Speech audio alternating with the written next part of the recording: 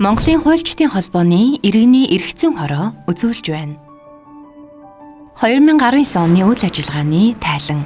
Хорооны 2019 оны үйл ажиллагааны төлөвлөгөөг хорооны удирдах зөвлөлийн хурлаас баталж, батлагдсан төлөвлөгөөнд заасан үйл ажиллагаануудыг тогтоосон хугацаанд зохион байгуулсан юм. Иргэний эрх зүйн хорооны бүх гишүүдийн хурлын 2014 оны 4-р сарын 28-ны өдрийн техник дугаартай тогтоолоор бизнесийн эрх зүйн дэд хороо, арбитрийн дэд хороо, оюуны өмчийн эрх зүйн дэд хороо, гэр бүлийн эрх зүйн дэд хороо, хөдөлмөрийн эрх зүйн дэд хороо, компанийн эрх зүйн дэд хороо, гэрээний эрх зүйн дэд хороо гэсэн 7 дэд хороотой байхаар шийдвэрлэсэн юм. Эдгээр дэд хороодоос хөдөлмөрийн эрх зүйн дэд хороо, оюуны өмчийн эрх зүйн дэд хороо, компанийн эрх зүйн дэд хороо идэвхтэй үйл ажиллагаагаа явуулж байна. Иргэний эрх зүйн хороо Монголын хуульчдын холбооны цахим хуудас болон Иргэний эрх зүйн хороо Facebook хуудасаар үйл ажиллагааны мэдээлэлээ гишүүн хуульчдад хүргэдэг бөгөөд хурал хилэлцүүлгийн зарыг гишүүдийн бүртгэгдсэн цахим шуудангаар хүргүүлэн ажиллаж байна. Иргэний эрх зүйн хороо нь 2018 оны Монголын хуульчдын холбооны оны шилдэг хороо болсон юм. Хорооны 2019 оны үйл ажиллагааны тухай 1. Иргэний эрх зүйн онол практикийн судалгаанд тулгуурлан иргэний эрх зүйн хуульчдын мэргэжлийн ур чадвар, дадлаг туршлагыг дээшлүүлэх, мэргэжлийн хариуцлагыг нэмэгдүүлэхэд хилэлцүүлэх чухал үүрэгтэй илүү ач холбогдолтой байдаг. Үүний учир иргэний эрх зүйн хороо 2019 оны үйл ажиллагааны төлөвлөгөөндөө тусгасны дагуу дараах хилэлцүүлгүүдийг бие дааж болон бусад хороо төрийн эрх бүхий байгууллага сургуулиудтай хамтран зохион байгуулсан. Зам тээвэр хөгжлийн яамтай хамтран төмөр замын тээвэрлэлт эрх зүйн зохицуулалт хилэлцүүлгийг 2019 оны 4-р сарын 19-ны өдөр. Компани тухай хуулийн зарим асуудлууд хилэлцүүлгийг 2019 оны 5-р сарын 31-ны өдөр.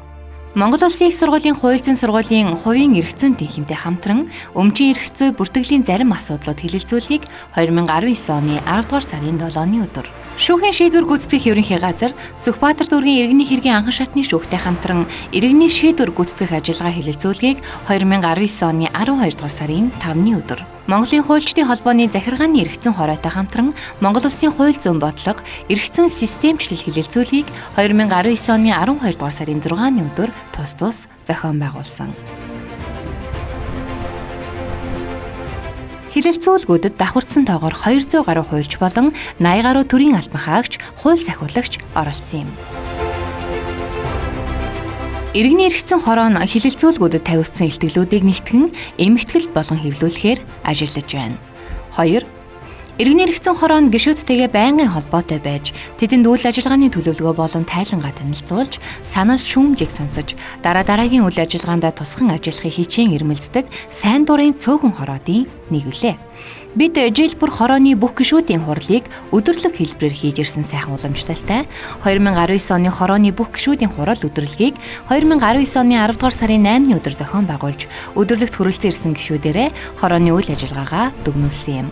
Бүх гишүүдийн хурал өдөрлөгөөр хорооны болон хөдөлмөрийн эрх зүйн дэд хороо, оюуны өмчийн эрх зүйн дэд хорооны 2019 оны үйл ажиллагааны тайланг танилцуулсан.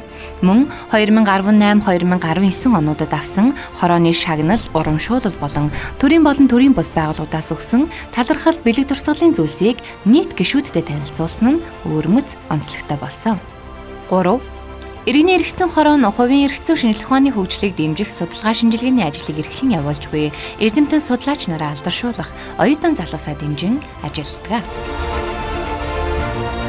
2019 оны 4-р сарын 29-ны өдөр хууль зүйн ихтэй сургуулийн 3 болон түүнээс дээш түвшний оюутнуудын донд өмчийн эрх зүйн тулгамдсан асуудал, хувийн болон нийтийн өмч бүртгэл сэдвээр эрдэм шинжилгээний илтгэлийн уралдааныг зохион байгуулсан.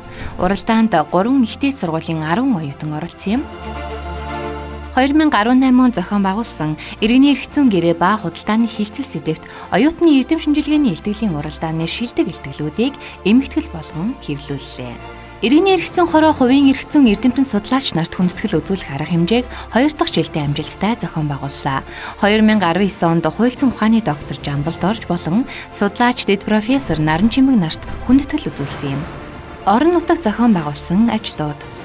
Монголын хуульчдын холбооны захиргааны эрх зүйн хороо сургалтын хороотой хамтран 2019 оны 5-р сарын 24-ний өдөр Эрдэнэ үйлдвэрийн ажилтнуудад захиалга сургалтыг зохион байгууллаа. Сургалтад Эрдэнэт үйлдвэрийн 250 гаруй ажилтан албан хаагчид хамрагдсан бөгөөд тус үйлдвэрийн өдөр тутмын үйл ажиллагаанд хамааралтай хууль тогтоомжийн өөрчлөлт, шинжилгээний талаар тодорхой мэдлэг мэдээллийг олж авснараа чухал ач холбогдолтой сургалт болсон талаар сургалтад оролцогчид онцолж байв. Монголын хуульчдын холбооны иргэний эрх зүйн хорооноос орон нутгийн хуульчдын хувийн эрх зүйн мэргэжлийн ур чадвар, дадлаг туршлагыг дээшлүүлэх, сүүлийн үеийн мэдээллийг хүргэх, санал солилцох, орон нутгийн иргэдэд болон бизнес эрхлэгч нарт хувийн эрх зүйн зөвлөгөө өгөх сургалт зохион байгуулах, Монголын хуульчдын холбооны болон иргэний эрх зүйн хорооны үйл ажиллагааг сурталчлах, олон нийтэд хүргэх зорилгоор хувийн эрх зүйн өдрөлгийг орон нутагт зохион байгуулдаг. Хувийн эрх зүйн өдрөлийг 2017 оноос эхлэн жил бүр уламжлал болгон зохион байгуулж байгаа.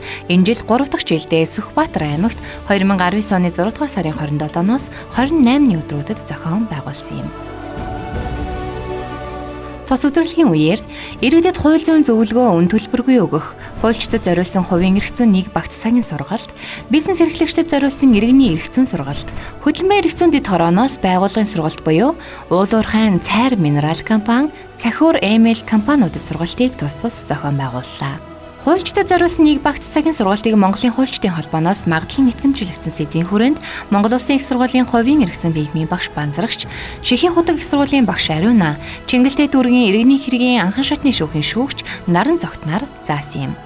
Өдөрлөгийн салшгүй хэсэг болох сайн үлсийн аян зохион байгуулж, хорооны гишүүн хуульчдаас 2 сая төгрөгийн хандив цуглуулан Сүхбаатар аймгийн нэгдсэн эмнэлгийн хүүхдийн тасгийн хүсэлтээр тус тасагт нийт шаардлагатай тоног төхөөрөмжүүдийг хандивуулсан юм.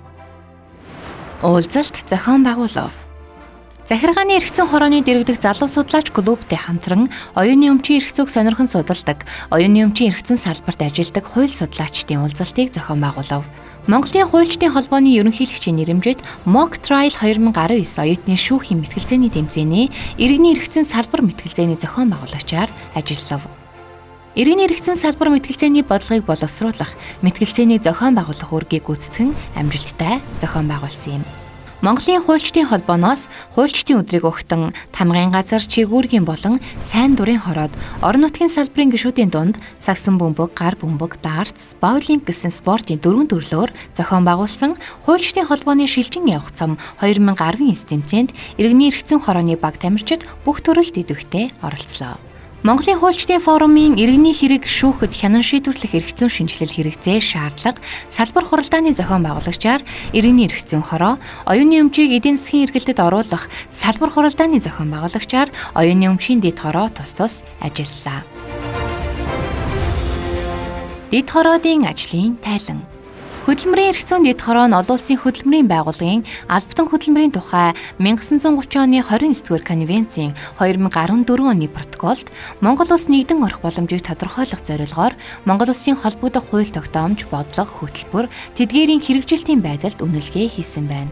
Үнэлгээний тайлан хэвлэж олон нийтийн хүртэл болгожээ. Оюуны өмчийн эрх зүйн дэд хороо нь Монгол Улсын их сургуулийн оюуны өмчийн өдөрлөг 2019 үйл ажиллагааг оюуны өмчийн газар, Монголын оюуны өмчийн итгэмжлэгдсэн төлөөлөгчдийн холбоо, Монгол Улсын их сургуулийн хууль зүйн сургууль, Монгол Улсын их сургуулийн инновац технологи дамжуулах төвтэй хамтран зохион байгууллаа. Энэхүү өдөрлөгийн хүрээнд Монголын хуульчдын холбоо нь Монгол Улсын их сургуультай инновац технологи дамжуулах талаар хамтран ажиллах санамж бичгийг 5 жилийн хугацаагаар байгуулсан юм. Оюуны өмчийн эрх зүйн дэд хороо нь 2019 оны 8 дугаар сарын 23-ны өдөр гишүүдийн уулзалт ба хурлыг амжилттай зохион байгууллаа. Монголын бүх хуульчдаа шинэ оны мэндийг хүргэж, ирж буй шинэ ондоо амжилт бүтээлээр дүүрэн байхын ерөөлийг өргөн дэвшүүлье.